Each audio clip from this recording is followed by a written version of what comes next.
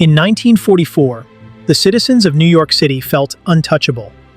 The war was thousands of miles away, isolated by the vast, impassable moat of the Atlantic Ocean. While London burned and Berlin crumbled, Manhattan remained a glittering beacon of safety. American military planners were confident.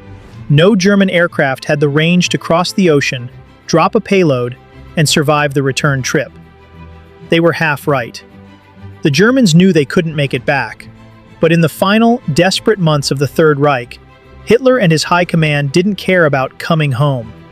They were planning an Outlier Mission, a psychological Hail Mary designed to shatter American morale by vaporizing a city block in the heart of the Big Apple.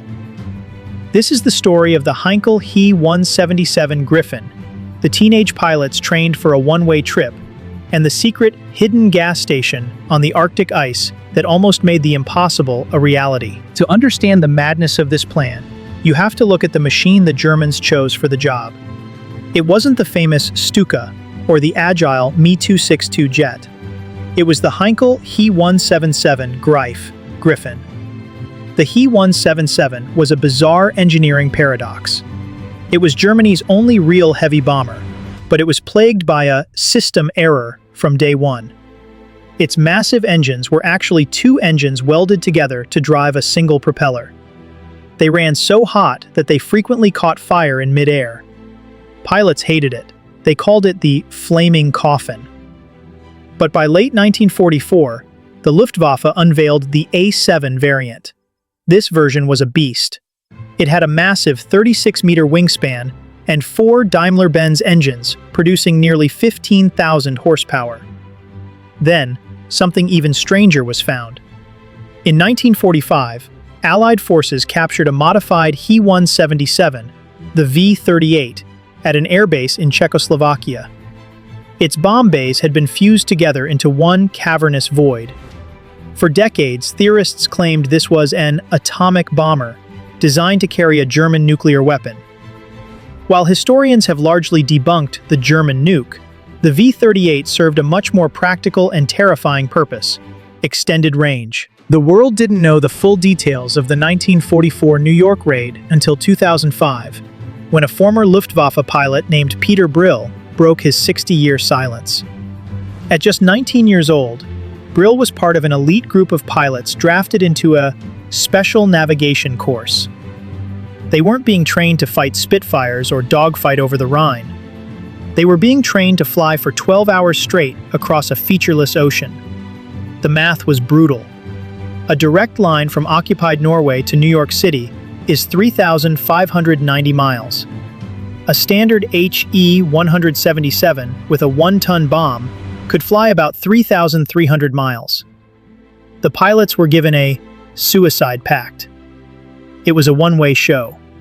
They were told that after dropping their super bomb on Manhattan, they would fly out to sea, bail out into the freezing Atlantic, and hope a U-boat was waiting to pick them up. In the eyes of the high command, these 19-year-olds and their 30-ton bombers were disposable hardware. But even for a suicide mission, the fuel math barely worked. The planes needed a gas station, and they found one in the most hostile place on Earth: Greenland. During the war, the Allies and Germans fought a silent, freezing weather war over Greenland. The Germans needed weather data to plan their European operations, so they established secret, automated weather stations across the island. The Allies assumed these were just small radio huts. They didn't realize the Germans were testing the physics of the ice. On June 3, 1944, just 3 days before D-Day, a massive Junkers Ju-290 performed an impossible feat. It flew from southern France, landed on a stretch of level sea ice in northeastern Greenland, rescued 26 stranded German soldiers, and flew all the way back to France. This was the proof of concept. If a Ju-290 could land on the ice and take off again, so could the HE 177. The plan was for motherships to fly fuel and technicians into Greenland, stockpiling aviation gasoline on the frozen fjords. The New York bombers would take off from Norway, land in the Arctic to top off their tanks, and then proceed to the American coast with enough fuel to loiter over Manhattan and ensure a direct hit. Why go to all this trouble for a few tons of bombs? It wasn't about the physical damage, it was about systemic terror. If an American citizen in 1944 looked up and saw the Balkenkreuz, the German cross, over the Empire State Building, the myth of American invincibility would vanish instantly. The panic would force the US to pull thousands of fighters and anti-aircraft guns away from the front lines in Europe to defend the East Coast. It was a mission of strategic diversion. However, the plan had a logic glitch. The U-boat rescue part was almost certainly a lie.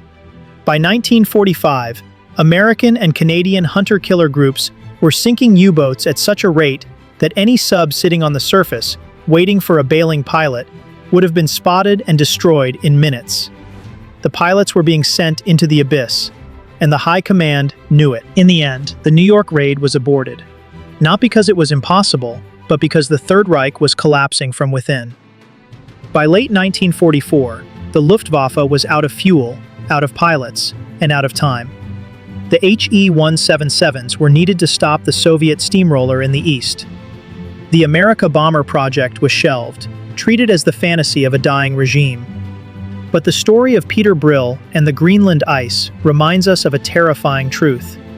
Desperate regimes don't follow the laws of physics. They look for the outliers. They look for the hidden gas stations and the 19-year-olds who don't know enough to be afraid. Manhattan never saw the silver wings of the Griffin, but only because the clock of history ran out. If you found this story of impossible engineering and secret Arctic bases fascinating, hit the like button. It tells the algorithm that forgotten history still has the power to shock us. Subscribe and turn on notifications. We decode the most incredible outlier stories of World War II every single week. What do you think? If Hitler had successfully bombed New York in 1944, would it have changed the outcome of the war? Or was it just a symbolic waste of lives? Let's debate in the comments. We read every single one.